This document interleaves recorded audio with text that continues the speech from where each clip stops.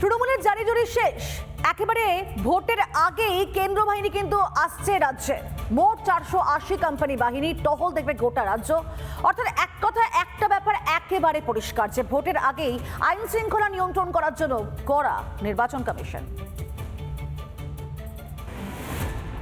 SIR শুনানিতে হিংসার trailer দেখেছে বাংলা। চূড়ান্ত ভোটার তালিকা প্রকাশের পর কি ফুল পিকচার দেখাবে তৃণমূলের গুন্ডারা?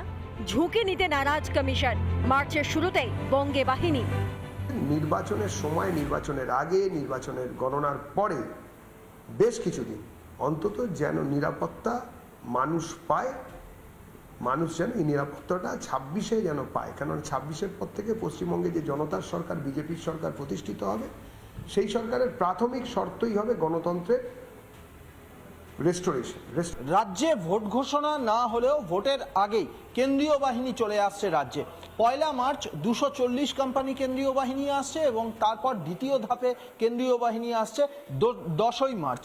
সিআরপিএফ সহ সিআইএসএফ, আইটিবিপি, এসএসবি এবং বিএসএফ এর জওয়ানরা থাকবেন। মূলত 2 ধাপে বা 2 ভাগে মোট 480 কোম্পানি কেন্দ্রীয় বাহিনী আসছে এই রাজ্যে। যুদ্ধ হবে একটা, বাংলা আর কি হবে এই দেখি। আমরা চাইবো যে মানুষ নিশ্চিন্তে, নিরাপদে, নির্বিঘ্নে ভোট দিতে পারবে, বাকি আমাদের কোনো কনসার্ন নেই। বারবার রক্তাক্ত হয়েছে বাংলার ভোট। গুলি বোমাবাজি কি হয়নি, অনেকের প্রাণও গিয়েছে। এই পরিস্থিতিতে আগাম সতর্ক নির্বাচন কমিশন। এটা ইসিআই থেকে হয়েছে, এটা আজকে খবর পেয়েছি আমি। এই কেন্দ্রীয় বাহিনী কিভাবে কাজ করবে, মানে এখানে এই যে বাট দেখা যাক, এটা তো এখানে লেখা আছে কি ডিজি সঙ্গে কথা করবে, স্টেট যে অবজার্ভার আছে ওনার সঙ্গে কথা করবে, সবাই সঙ্গে কথা করবে, অর্ডার মধ্যে লেখা আছে। ভারতবর্ষের কোথাও ভোটের সময় মারামারি হয় না, রক্ত ঝরে না, মৃত্যুবরণ কেউ করে না। একমাত্র রাজ্য পশ্চিমবঙ্গ যেখানে এই ধরনের ঘটনা ঘটে।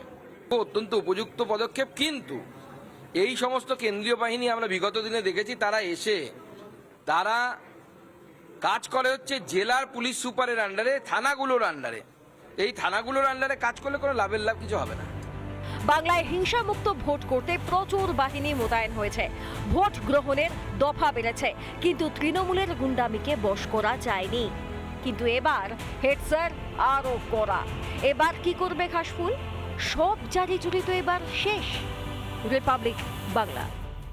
নানা ধরনের কন্টেন্ট দেখার জন্য লাইক করুন, শেয়ার করুন আমাদের ফেসবুক পেজ, সাবস্ক্রাইব করুন আমাদের ইউটিউব চ্যানেল।